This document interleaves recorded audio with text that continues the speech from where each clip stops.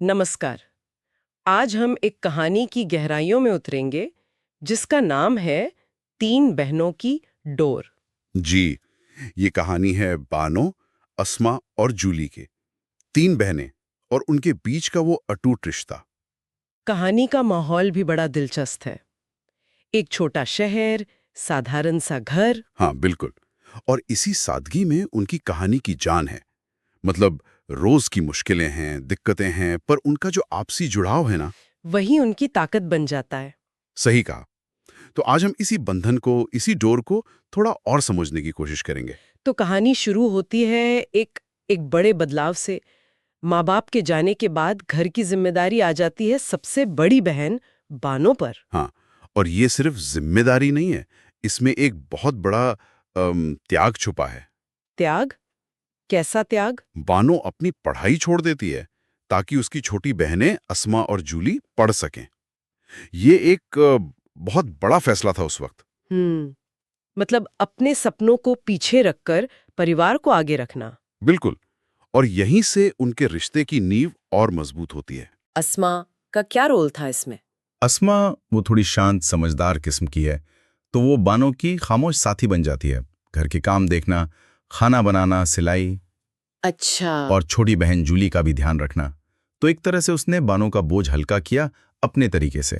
तो बानो आगे बढ़कर जिम्मेदारी लेती है, अस्मा पीछे रहकर संभालती है। और फिर आती है सबसे छोटी जूली। कहानी कहती है वो नटखट है। हाँ, जूली घर की रौनक है। थोड़ी शरारती, चंचल। उसे बड़ी बहनों से डांट भी पड़ती है, जैसे आम घरों में होता है। पर मजे की बात यह है कि यही बहनें बाहर किसी के सामने जूली के लिए ढाल बन जाती हैं। कोई जूली को कुछ कह दे तो फिर खैर नहीं। अच्छा। ये तो बिल्कुल होता है बहनों में। आपस में लड़ेंगी पर बाहर वाले से नहीं। वही बात, एक सुरक्षा का एहसास है उनके बीच। और कहानी में एक ऐसा मोड़ आता है जहां ये रिश्ता और भी खुलकर सामने आता है। वो स्कूल कंपटीशन वाली घटना। हाँ, बिल्कुल सही। जूली को स्कूल के एक कंपटीशन के लिए नए कपड़ों की जरूरत पड़ती है। लेकिन घर में पैसे की तंगी थी शायद। हाँ, तंगी तो थी। और यहीं पर फिर से बहनों का प्यार दिखता है। अस्मा, जो खुद पढ़ने वाली है, वो अपनी किताबें बेच देती है। अरे, अपनी किताबें? जी। और बानो अपनी जो थोड़ी बहुत चूड़ियां थी सहेज कर रखी हुई, वो गिरवी रख देती है। वाह, ये तो बहुत बड़ी बात है। छोटी छोटी जरूरतें नहीं, ये तो बहुत बड़ा बलिदान है। बिल्कुल। ये दिखाता है कि वो एक दूसरे की खुशी के लिए किस हद तक जा सकती हैं। और जब जूली को ये पता चलता है, तब क्या होता है? वो पल तो कहानी का दिल है। जूली को जब पता लगता है, वो लो पड़ती है और कहती है, आप दोनों मेरी माँ जैसी हो। मैं दुनिया की सबसे खुशकिस्मत बहन हूं। ओह, ये तो बहुत इमोशनल मोमेंट है। हाँ, बहुत। उस एक वाक्य में उस रिश्ते की पूरी गहराई उतर आती है। वो प्यार, वो सुरक्षा का एहसास, सब कुछ। और फिर बानो उसे समझाती है, वो भी बहुत जरूरी बात कहती है। हाँ, बानो कहती है, हम तीनों बहनें एक दूसरे का सहारा हैं।